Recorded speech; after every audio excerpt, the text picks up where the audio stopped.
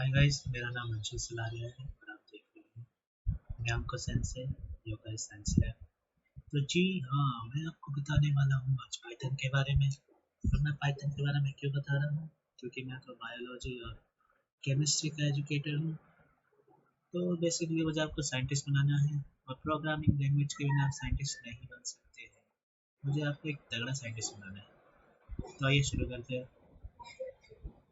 जी हाँ, तो पहले मैं ये बता देता हूँ पाइथन क्या है। एक प्रोग्रामिंग लैंग्वेज सब अच्छा भी बता देगा आजकल।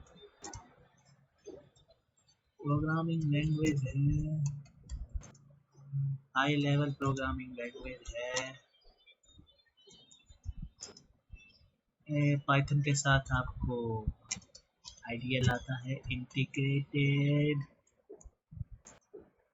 डेवलपमेंट एंड लर्निंग एनवायरनमेंट, जिसमें पाइथन शेल और टेक्स्ट एडिटर होता है। ये नॉर्मल बिगनर्स के लिए होता है, इसमें आप कुछ प्रोग्राम बनाओ और उसी टाइम रिजल्ट आओ। ठीक है, तो हाँ, मैंने कुछ ज़्यादा ही बड़ा कर दिया। तो टेक्स्ट एडिटर क्या करता है, इसको सेव कर लेता है। चलिए, और कुछ भी नहीं। अरे तो यार स्पेलिंग की गलत हो रही है। सेव एट, स्क्रिप्ट को सेव कर लेता है टेक्स्ट एडिटर। ठीक है, चलिए अब मैं आपको क्या बताऊँ। जी हाँ, तो पाइथन्स में भी जैसे अल्फ़ाबेट्स है इंग्लिश में हमारी, उसमें भी रिजर्व वर्ड है ए बी सी, जैसे इसमें भी रिजर्व वर्ड्स है। इसके बिना हमारी पाइथन अधूरी है।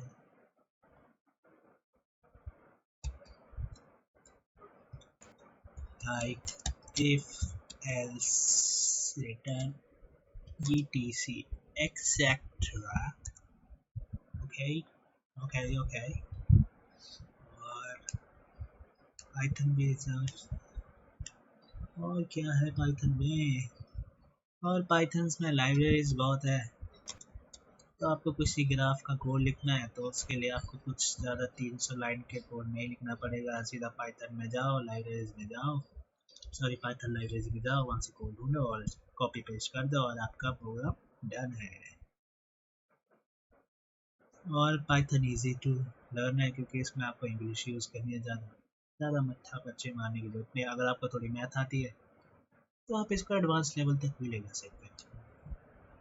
जी हाँ, और गेम डेवलपमेंट में सबसे तगड़ी यूज़ होने वाली लैंग्वेज पाइथन है। हाँ, हाई एंड गेम्स में तो आपको सी प्लस प्लस चाहिए, क्योंकि ग्राफिक्स का बड़ा लोड रहता है। ठीक है, और क्या बताऊँ मैं आपको। बस आज मैं आपको लिटरल्स के बारे में बताऊँगा। एक छोटी सी क्लास है आज आपकी। कल से हम स्टार्ट करेंगे बड़ा कुछ। Sorry for this. तो लिटरल्स क्या होते हैं, एक डाटा को हम लिटरल्स कहते हैं। और डेटा कुछ भी हो सकता है, न्यूमेरिक, डेसिमल, अल्फ़ाबेटिक है। अल्फ़ाबेटिकल लिखने के लिए आपको पहले पहले मैं बता देता हूँ। अल्फ़ाबेटिक है, सॉरी फॉर स्पेलिंग।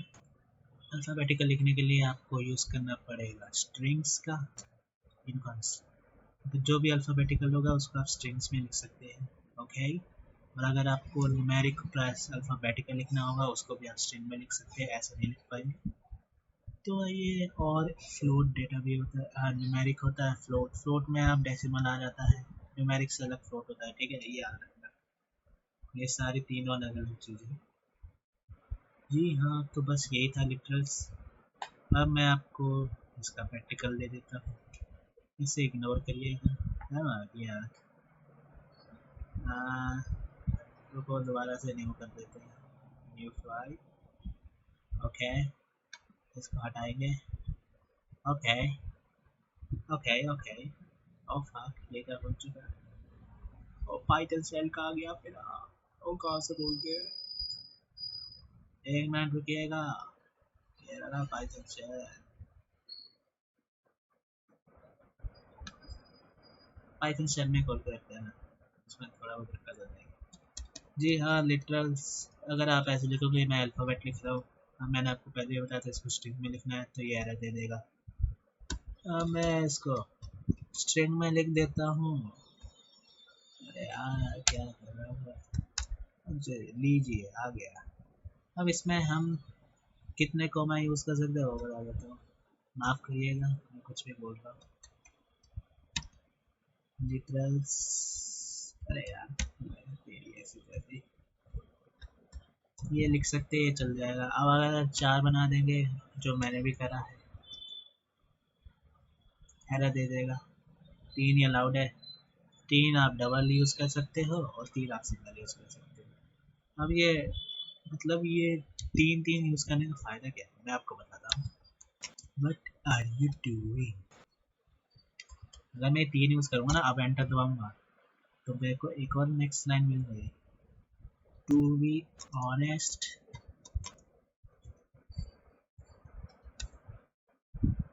अब इसको 3 कर देंगे। देखिए अब ये जो स्लैश एन आया ना, ये आपका एस्केपिंग सीक्वेंस है और इसको न्यू लाइन भी बोलते हैं। ये जो न्यू लाइन स्टार्ट हुई यही है। ओके, तो हाँ, और अगर बिना मैं उसके एक सिंगल स्ट्रिंग में लिख दूंगा, टू दी प्रिंसिपल, एंटर करूंगा, एरर दे देगा। मेरे को 3 यूज़ करने पड़ेंगे, चाहे आप सिंगल यूज़ करिए। टू दी प्रिंसिपल, अब दबाएंगे, चला ना, चला ना, मैडम जी दिया बस यार, एंटर। अब इसको क्लोज कर दे। अरे अरे अरे, ओके ओके ओके। और फ्लोट के बारे में बता देता हूँ, डेसिमल सीक्वेंस। ये हमारा डेसिमल है। अगर 10.0 ये हमारा न्यूमेरिक होगा, डेसिमल बताइए बताइए बताइए बताइए। जी हाँ, ये हमारा डेसिमल है, तो ये फ्लोट ही होगा। न्यूमेरिक मत समझ लेने से। ये 10 हमारा न्यूमेरिक हो गया, बस खत्म हो गया। स्ट्रिंग मैंने आपको बता ही दिया। आपकी क्लास आपकी खत्म। जाओ, बैक बैक पैक करो और जाओ, छुट्टी बताओ। Thank you for this. Bye bye. If you enjoy this, like,